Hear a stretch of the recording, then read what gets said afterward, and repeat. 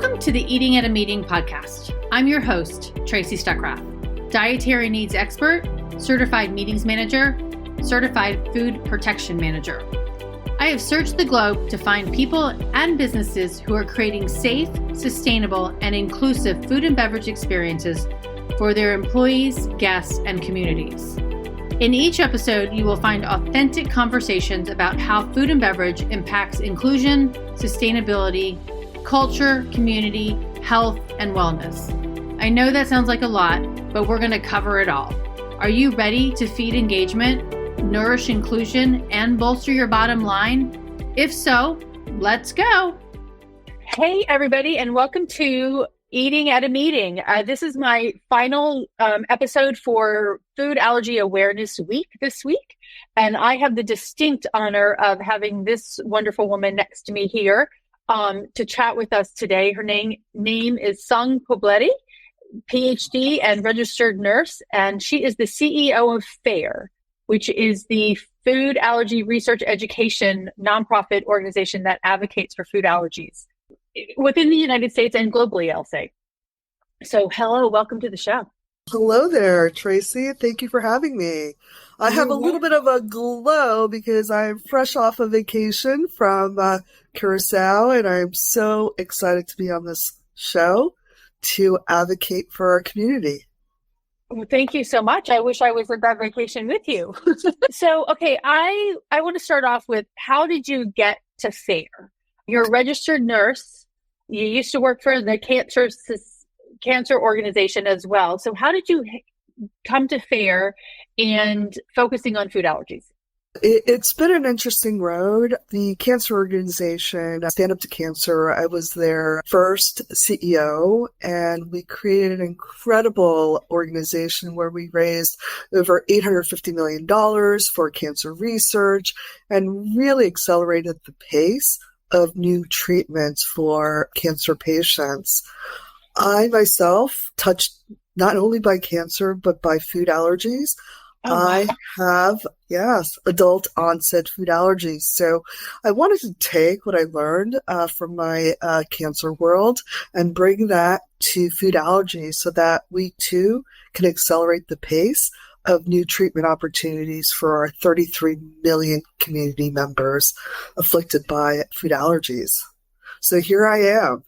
Well, wow. I mean, the fact that you ran a cancer organization and had cancer, and now you're running a food allergy organization and you have food allergies, that's really putting your mouth medicine or whatever it is, I don't even know the phrase, never mind. Wow. And how long did you practice nursing before you started in these two roles? I probably look a lot younger than I am. I've been on faculty at Rutgers University for almost 30 years. And wow. Once a nurse, always a nurse. There's different aspects of nursing. So it's not just practicing the clinical aspects of nursing. There's also research. There's also being an educator and an administrator. So those four roles of nursing is something that I have done throughout my career. So I've worked in the nonprofit sector. I've worked in the for-profit sector. I've taught in academic research. I've been all over the place. But one thing is for sure, as a nurse, you think about not only your patients, but in a holistic approach. So for me, food allergies that encompass not only the physical and the biological, but also the psychological space. And so it's really near and dear to my heart. Having food allergies you've got to be resilient, you've got to be persistent, and you've got to be active with the environment in which you interact with. No, go ahead. No, the one thing I want to let the listeners understand is, think about the fact that the next bite you take could be your last. Mm-hmm. And that's pretty scary. Yeah. It is. So how do you create a life where you're not living in fear, but being fair, informed, and educated so that you can go day to day without that fear. It's an incredible opportunity that our organization has to make certain that the journey of a food allergic patient is as normal as it can possibly be. Well, and like you said, there's so many different things that come into that. And even just before we got on the show, you were on a plane and telling the flight attendant you were allergic to nuts, and she ended up spilling them all over you. Yes, she did. And I mean, I could see how apologetic the flight attendant was.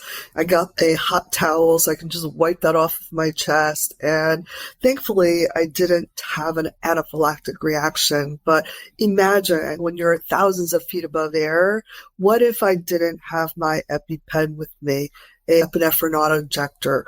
What if I needed to have them break into their medical kit? It would be a ampule where you have to put a needle and syringe together, calculate the right dose, withdraw the medication, and then inject that. I'm a trained nurse. So for me, I would know what to do. But if there wasn't a medical professional, can you imagine what that would be like? Right. Yeah. A flight attendant trying to figure out what the right dosage is. I mean, are they even trained on that? No. Probably not. And actually, while we're on that note, yesterday there was a new, let's see, what was it called? The FAA Reauthorization Act of 2024. Can you explain what that means for people traveling? Yes, and hopefully the president will sign the bill into law. And what this means is that the FAA administrator will have 2 years to develop a proposed new set of rules governing the contents of what we call the emergency medical kits. And in that kit will hopefully be a epinephrine that is either an auto-injector or another form of epinephrine. I mean, it's one of the reasons why I'm so excited about what's going on in the treatment arena and research arena in food allergies. There are other forms of epinephrine delivery that are very close to FDA approval. So for instance, like 𝗍𝗲.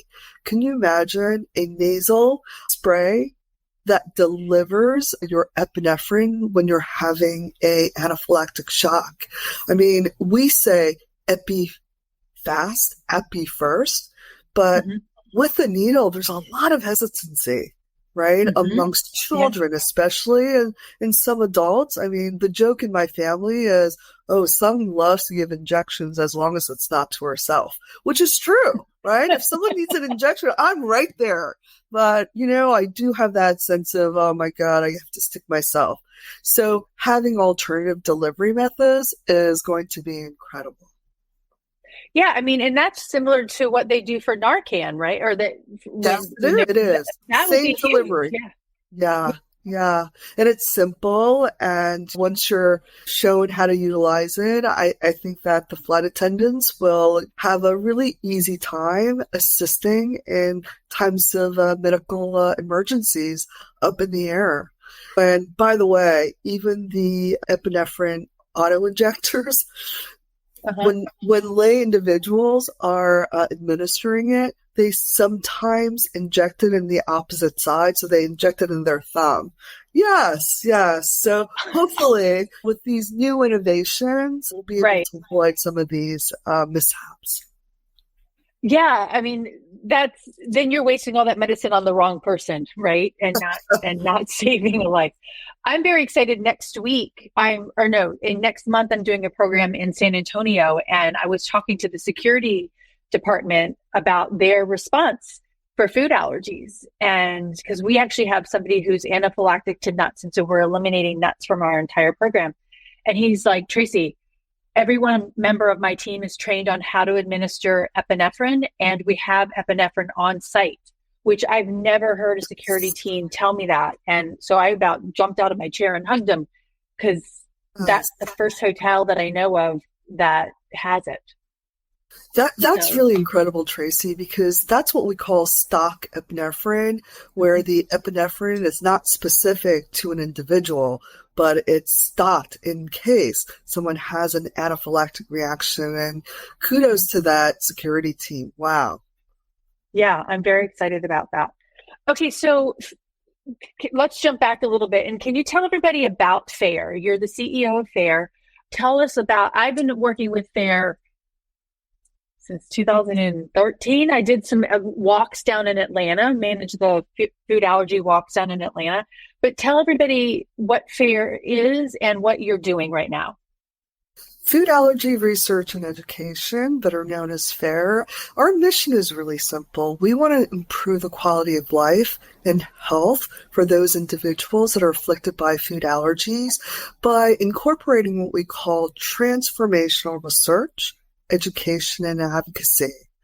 One of the most shocking statistics, even though there's 10% of Americans, or more than 33 million Americans, that's 1 in 10 adults, 1 in 14 or 13 children have life-threatening food allergies. There's not a lot of research investment because we keep our community safe, and there aren't deaths, lots of deaths related to anaphylactic food allergies. And that's a shame, because what we lack in research is really difficult for us to have more treatments on more treatments that are available to our community members. So, we raise precious dollars to make certain that there are treatment opportunities through research. We also provide education, because when individuals are diagnosed with food allergies, it's not just that individual, it's their entire family that's afflicted by it. So we want to make certain that they have the right education at their fingertips to take that fear and hesitancy away and make certain that they're FAIR informed and knowledgeable. And of course, while we're doing that, advocacy is a huge opportunity for us to unite the voice of the community and make certain that we have legislation such as the FAA Reauthorization Act push through Congress and make that into a law. So for us, our whole thrust is, how do we support the food allergic individual across their journey as they navigate? That's awesome. Now, and you mentioned the 33 million American, and I want to talk some stats real quick too, just to and I like the stat because I deal in the world of adults at events. 1 in 10 is huge to me. That's a lot of people. But when I first started working with FAIR in a volunteer capacity, it was 15 million Americans. And then our friend 𝗬𝗍𝗍𝗍 Gupta, Dr. 𝗬𝗍𝗍 Gupta's study came out in 2019 and said it was 32 million, and now it's jumped to 33 million.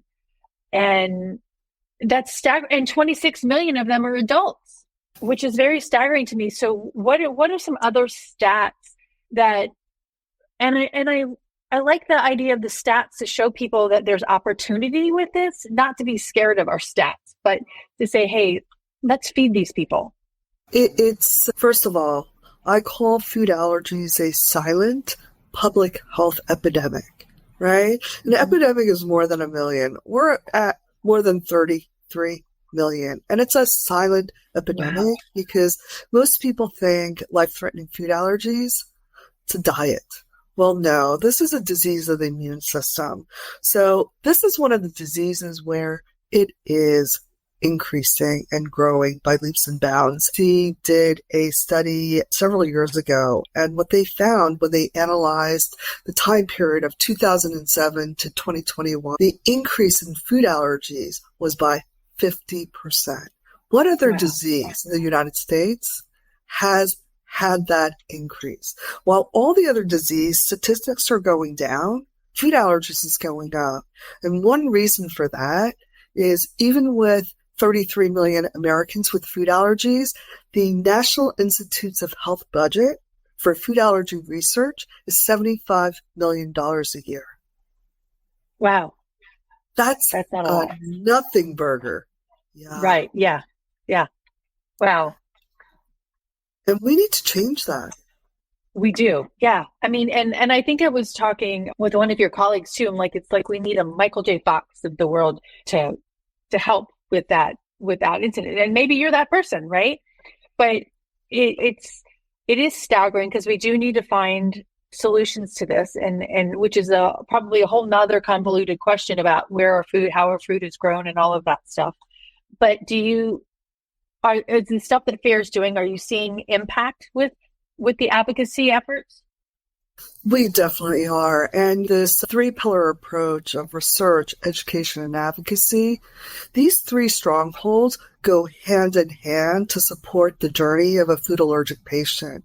While we're working with them to raise awareness and provide education, not only for the family, but for the medical and healthcare professionals and those that don't have food allergies. For instance, we need to chip away at finding new treatment options for the 33 million Americans, and also figuring out how to prevent food allergies. And you mentioned Dr. 𝗬𝗍cie Gupta, who is a really dear friend of FAIR. She has one of the largest preventative food allergy studies, where between 4 to 6 months, we do early introduction of top 9 allergens, because what we find is when you introduce these foods early and often, they have a less probability of developing food allergies. Oh, wow. So preventing food allergies is tremendous. And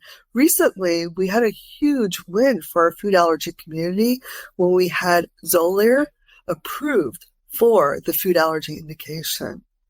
And believe it or not, there's only 2 FDA approvals in food allergies. Wow. Can you imagine?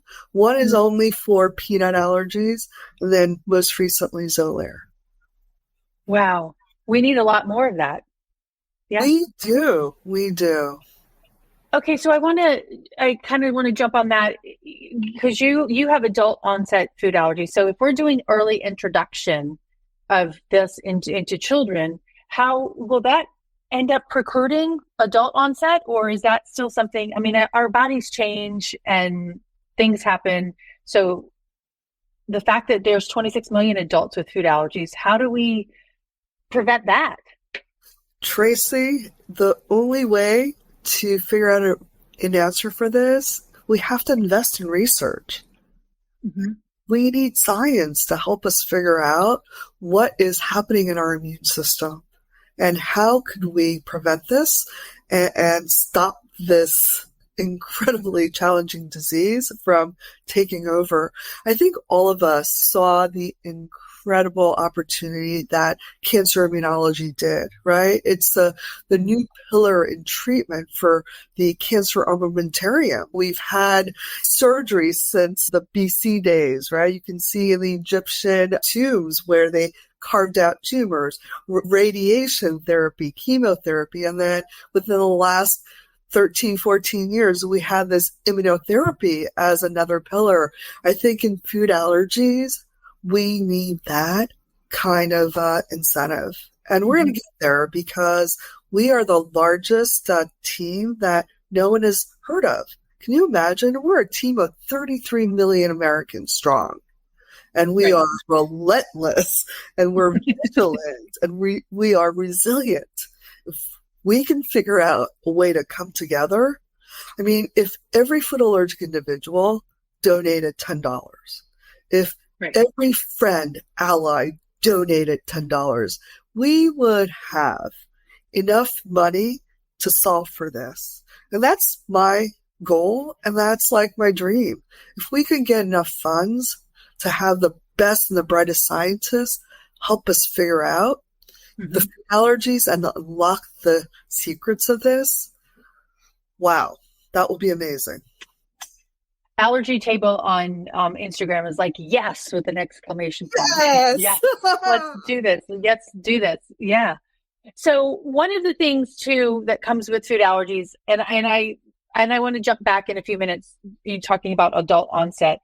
And there's been some incidences of bullying that have been out in the media around food allergies. And actually, before I talk about those, I actually witnessed one years ago. I was planning an event, and a gentleman had an allergy to wheat, and he was sitting at the banquet table with his colleagues, and they just kept taunting him and answering questions on his behalf when he's totally capable of, I mean, he's a 50-something-year-old man. He ended up getting up from that table and moving to the staff table to hang out with us because he was just so pent up and annoyed by that. So, and then bullying is a real thing and a serious issue, especially around food allergies. And there's been a couple of things that FAIRS has really stepped into the arena to help fight those things. Can you talk about, one, the Uber Eats, and two, the Texas football player? Absolutely. But I also want to address the individual you just mentioned, the 57-year-old man. He's an adult, and he did what he had to do, get up from that table and go elsewhere. But what if you're a child? I hate going into elementary schools where there are the allergy table. I mean, you're just trying to fit in, and you have to sit by yourself if there isn't another kid with food allergies. So taking that mentality and taking the mentality of Hollywood and the sports arena where food allergies are made fun of, that is no longer acceptable. And the example that I want to give you is the Carter Mannon example out in Texas. This young man, what a brave young man. He's a football player, and he shared with his football team that he had a peanut allergy. And the team said, well, what would happen if you were in contact with peanuts? And he said, it could kill me. The next day, these kids put peanuts all over his locker, in his cleats, rubbed it on his uniform. And Carter, when he put the uniform on, he just started breaking out into hives. Wow. And he knew he was having an anaphylactic reaction. He was able to give himself an epinephrine and not go into anaphylaxis. But the sad tragedy of this is that the school board did not consider this bullying, because Carter Mannon is like 6'2", and he's a big kid, and he's not afraid physically, but they didn't take into account the fact that they gave this kid kryptonite. And it doesn't matter how big or how strong you are. If you've got kryptonite, look what happens to Superman. And family had to move because of all the extra bullying that with it. And so the parents sold their dream house and had to move to another town because the bullying just didn't stop. It's horrible. And you know what's even worse? We heard that when the football season was over, and the parents got together, they all did a shot of peanuts. And I just want you to know that it's the parents that should set a standard and set an understanding to the kids of what it is to be a kind individual, someone who's inclusive, and someone who steps forward with love and gratitude. So when you hear a story like that, you wonder, how will that community ever heal? How will that community ever learn? Right. Yeah. That's just horrible.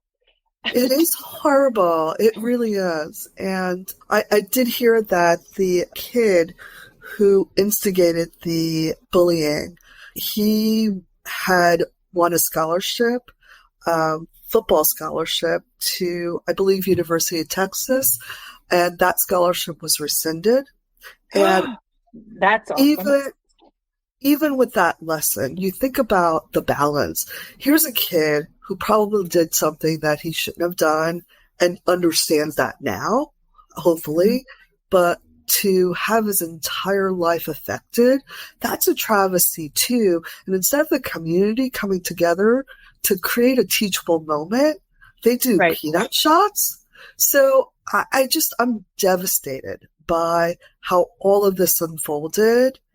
And I hope that in the near future, they will have an opportunity to learn from this and grow from this and say, when that mistake was made, what could the school board have done to change the conversation and work with the family, work with the community, so that this child could also have a future? Right. I mean, this ruined so many lives in ways that it really didn't need to.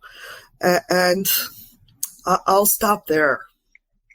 Yeah, I mean, it ruined multiple lives. You're exactly right. And we need to figure out how to control bullying. It's a multi-step approach, I know, and it's hard to do, but I think we all need to stick through it. And I appreciate where FAIR is coming from in helping in fighting that, and all the organizations in this community of 33 million that are trying to do this, because it's not right.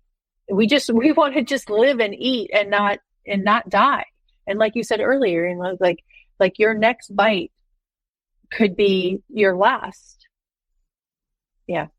Now, one of the things that I'm kind of reminded of it all the time was around the Super Bowl, and when Jennifer Aniston's still doing her Uber Eats ads, but there was an incident with the Uber Eats, but I know that there were some conversations with them to pull a portion of that Uber Eats ad out before it aired on the Super Bowl. Can you talk about that a little bit and how they've been receptive to it? Absolutely. It's so funny. I was on another vacation when I know when one of our board members texted me and said, "I'm really disappointed. Here's a clip of the Uber Eats commercial. And once again, the food allergy community is the punchline." I watched it and I got really upset because one of the segments was an individual. First of all, the premise of the commercial is you have to forget something to remember something. And a individual who's allergic to peanuts forgot that there was peanut in peanut butter. So what you see is this man having an anaphylactic reaction. And he's the butt of the joke. And when I saw that commercial, I said, you know what? Enough is enough. And we had a lot of conversation within FAIR, and some of our FAIR colleagues said, "Sung, that happens a lot, but there's not a lot we can do."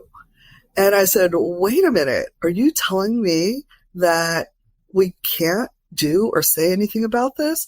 And I probably had a couple of explicit oh my God, curse words. Yes, I probably had some curse words. And I said, you know what? I think the food allergy community has been punched in the face so many times that when you get hit, you're numb to it. We have to do something. We have to do something with one voice. And this is where I think the power of our community comes through.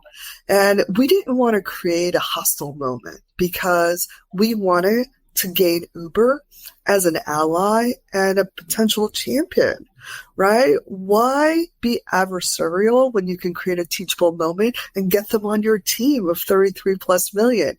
And so we were able to reach out to Uber and we talked them through why this was a horrible, horrible commercial. And they agreed. And they too have employees with food allergies and they got it. And they did something phenomenal. To change a Super Bowl commercial is not easy once it's locked in and at the network. But they did what they had to do to change. So consider that a huge win for our community. Yeah, I agree. And that commercial, the whole commercial, because it was a bunch of different clips of people forgetting things, it didn't impact the whole commercial at all. Right? No, not at all. Not at all. Yeah. Versus having something in there that was kind of a bullying situation and making fun of. Yeah. Yeah. I think we have still a great amount of work to do with the entertainment industry and the sports industry. That food allergy is not a punchline, but I think that we can do it by creating more allies instead of being antagonistic. Because you know what? Once individuals understand that this is a disease and not a diet, and people die from this, they're like, okay, how do we change the conversation? And so we're going to win them over one by one. That's good. But a lot faster. Absolutely. That's the power of the community, right? There's exactly. million of us. Yeah. All right. So I do want to jump back to adult and onset food allergies. So you said you acquired or became allergic to some foods as an adult. what age were you when that happened, if I can ask that? And how did that come about? I'm one of those people that consider themselves a triple threat. And I have to tell you, I was with someone yesterday who is an actor, who's a dancer, who's a singer. That's a real triple threat. Me, I have eczema, asthma, and food allergies. The atopic march triple threat. Not the one that you want, but I was born with eczema, atopic dermatitis, have asthma since childhood, and I thought I literally missed that third bullet of food allergies. But when I was 25, I was diagnosed with life-threatening food allergies. And it was so weird because if I wasn't at a medical event, I don't think I would have survived. And Oh, wow. I was enjoying this incredible seafood tower, and I was really enjoying lots of fruits and vegetables when all of a sudden I ended up with angioedema. And that means like your entire face, your throat, everything starts swelling up. And this medical, event was fortunately at a hospital, and several of the doctors noticed what was happening to me. They literally carried me to the emergency room. And when they took my intake, they said, "Oh, you've got seafood allergies." And I said, "Well, okay then." And so I get my treatment. I get discharged with a prescription for an EpiPen and onwards. Well, I'm eating a bowl of cherries, and all of a sudden I get angioedema, give myself an EpiPen, go back to the emergency room, and it turns out that I had another anaphylactic reaction. And they're like, "Yeah, did you eat more seafood?" I'm like, "No, I didn't. I ate cherries." And it turns out that I'm one of the few individuals that have something called an oral allergy syndrome. And the cherry allergy is because it's very, very close to birch. And I have a lot of pollen allergies, hay fever, and that is so similar to the cherry protein that now my immune system attacks it as if it's a foreign invader. So my oral allergy syndrome causes this great anaphylaxis. From then, I've learned that I'm also allergic to cantaloupes. And Tracy, when we first met, I had 10 episodes of anaphylaxis within a 6.5-month, 7-month period. Wow. I know. And now I know that I have 2 more allergens. One is sumac and the other one is walnuts, a tree nut allergy. So it's every day I'm learning more about my allergens and learning to adapt and still be resilient. Wow, that's crazy. So the allergy table is saying over here on Instagram, and I'll post it somehow over here, it said OAS is a nightmare. She had no idea that it can trigger anaphylaxis. Yeah. Yep. And that impacts you mentally and physically. It's the psychosomatic impact of having a food allergy. Well, you know what? There is a lot of anxiety with what goes in your mouth. And Tracy, when we met, remember, I wasn't going to any more restaurants because I just didn't want to have another attack. But the resilience in me said, "You know what? I love meeting friends and I love having dinner parties, and I'm going to have it at my house." And so I really just kind of sharpened my cooking skills, and I love just hosting people and making certain that what I was cooking was not only safe for me, but for others who may have food intolerances or food allergies. But here's what we don't talk about. It's not just the top 9 allergens. There's more than 180 different allergens that people are allergic to. So being mindful and making certain that we create inclusive environments for all is really a good goal and a good hostess to be. Yeah. Yeah. Well, and the fact that the 180, and I was chatting with a chef yesterday from the UK, and he was talking because they've got the 14 allergens that they have to manage on, even on unpackaged foods, that he's like, I really am not, he's unsure of lupin, but he's like, he gets more and more requests for garlic and onion allergies as well. That's true. And actually, one of my best friends has a garlic allergy. So I've learned to use other ingredients that give that flavor of garlic, but it is not. So you experiment and you learn. Right. And I think that's the food allergy community. We're really resilient and we are freaking creative. So it's always fun. So what are, besides, you've mentioned some advocacy, but how do we effective strategies for advocating it in public spaces? You've mentioned stadiums a lot, and I know we have every year there's one day out of the baseball season that there's a peanut-free zone in the baseball stadium, but how do we do that more in public spaces? And I mean, I'm excited that the hotel has the epinephrine next month, but we really need to get more public spaces to be on board with understanding the impact of allergies. And I think that starts with making certain that everyone knows food allergy is a top tier issue in this country. And the momentum that we're building at FAIR, if you're not a fan, or if you haven't joined FAIR Team 33, please do. Because the more voice we have at FAIR, the more we can do together. And I'm telling you, Uber Eats, what an incredible moment for us because our entire community came together. And thank you so much, because that is why we're able to make that change. It wasn't FAIR alone. It was FAIR bringing the entire community together.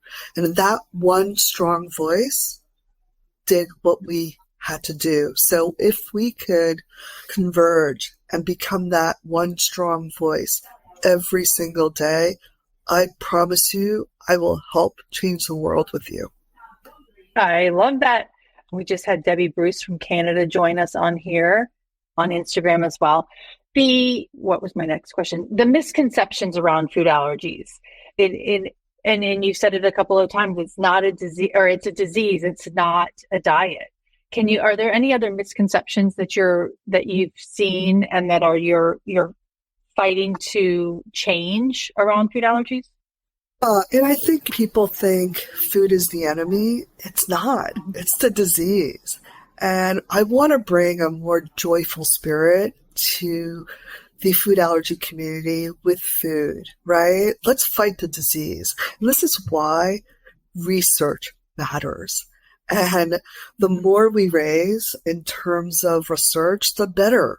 I mean, we launched $6 million of research this year, and we were so grateful to our community for donating, but it's going to help us answer questions. My goal, I want to raise $100 million and see if we can put 10 shots on goal. We have 2 treatment options for 33 million Americans. One is just for peanut allergy. That negates 84% of us. Right? Right. Thank God for Xolair, but you know what? That is not a cure. It's a treatment option. We need more treatment options, and we need cures for our community. And I will be vocal. I will fight for it, and I will beg everyone to donate to FAIR, because without funds, we're not going to advance research. If we don't advance research, we're not going to understand this disease fully as possible. And that means we can't turn the tide. And we need to, because I don't want another generation of individuals with food allergies. Let's put ourselves out of business. That's what I tell my staff. Well, exactly. Yeah, that's exactly what we should be fighting for, is putting ourselves out of business and making sure that there are no more food allergies. And sign me up, Tracy. Sign me up. And it's our advocacy, but it's also working with those food service companies, the manufacturers as well, to bring that in, to make that happen. And not even the manufacturers, but the service people, right? The servers, the chefs, the banquet captains, everyone. Yeah. Yeah. And I want you to know, yesterday's video was thanking the food industry. Every day we're thanking groups of individuals that make our lives so much better. And Food Allergy Awareness Week is not only about advocating for the community, it's also advocating for all of us that surround our community and make our lives so much easier. And inclusion is important. And the one thing that I will say is at FAIR, we want to extend an inclusive dining table across the United States. And that's the way it should be. And talking about your videos, and I loved the one that it was last week, I believe, of the young boy who was eating at Olive Garden. And Yes. I forgot his name, but he's so cute. But he's like, all right, this is what I want. But would you please note my allergens? And he's like number 1 and 2 and like 5 or 6 of them.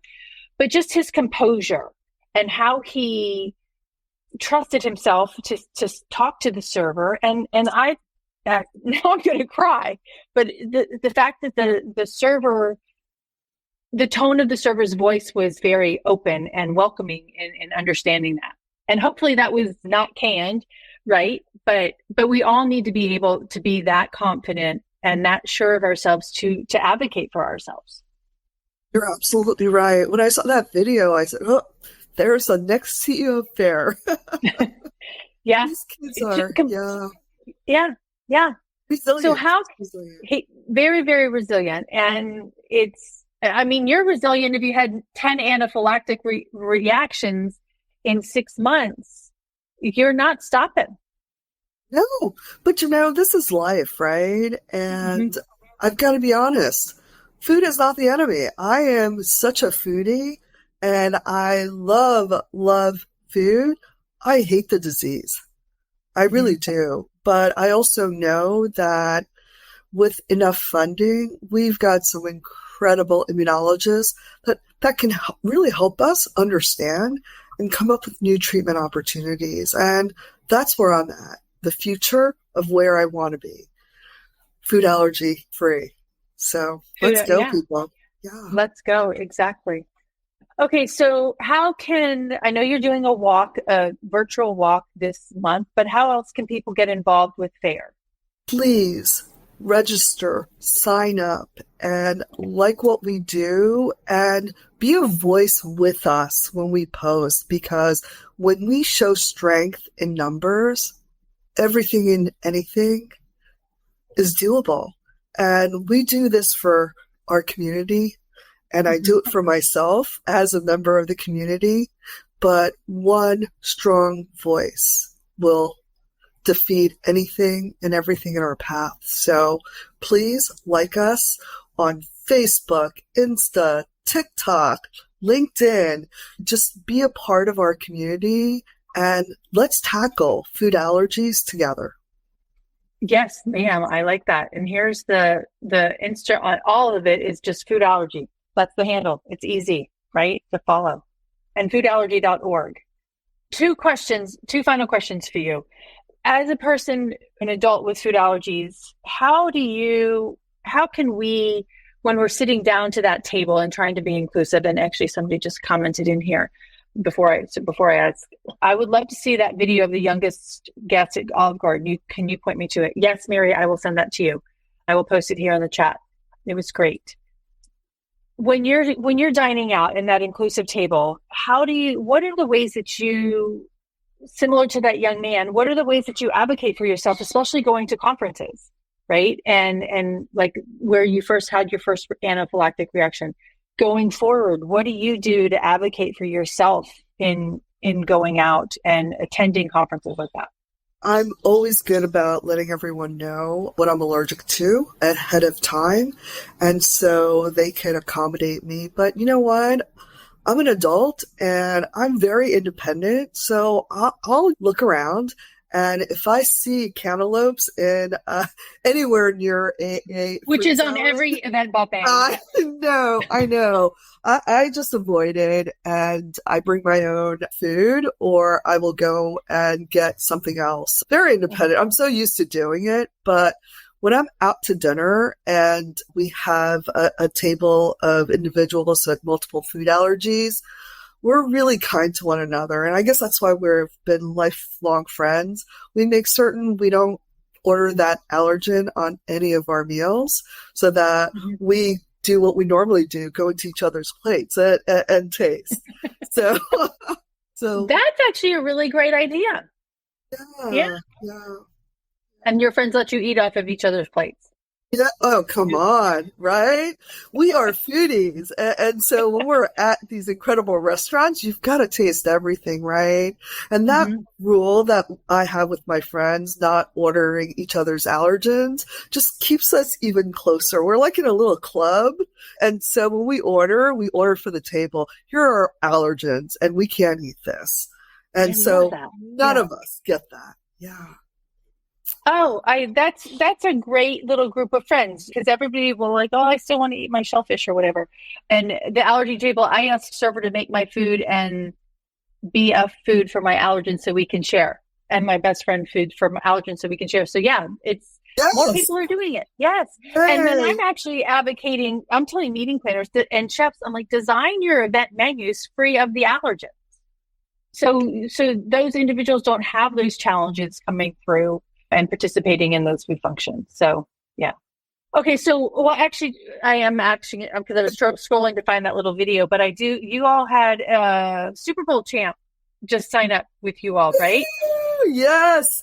Justin McCourty. Yes. And he is a food allergy dad, and he's so incredible. Please watch the video on Team 33. It's the largest team that you haven't heard of, but you will, obviously, because we're all part of that. And please, please, please, let's make this the largest team ever in the history of U.S. If we can make this happen, then I promise you I will go out there and raise tons of money for research and put multiple treatments on goal. Let's go. I'll do my part. If the 33 million Americans do yours, yes. All right, let's do it. Okay, so my final question that I ask everyone that's a guest here is, what does a safe, sustainable, and inclusive food and beverage experience look like to you? It's literally the dining table that is being extended by FAIR across the United States. It is one of love and inclusivity, but most importantly, understanding. We live in a crazy world right now with multiple wars, and how we treat one another is something that we have control over. And so for me, if we can just extend that inclusivity wherever we are, whatever we're doing, I think that will be contagious. That's awesome. And it's just making that table longer and making sure that we can all eat at the table and eat off of everybody's plate.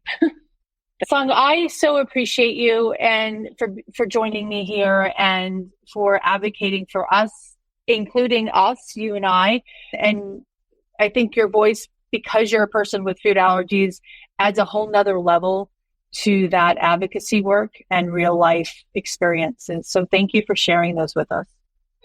Thank you so much for having me. I appreciate it. And let's kick food allergies in the butt. Let's go. Yes, let's go. Let's go. Let's raise lots of money and do that. So I appreciate it.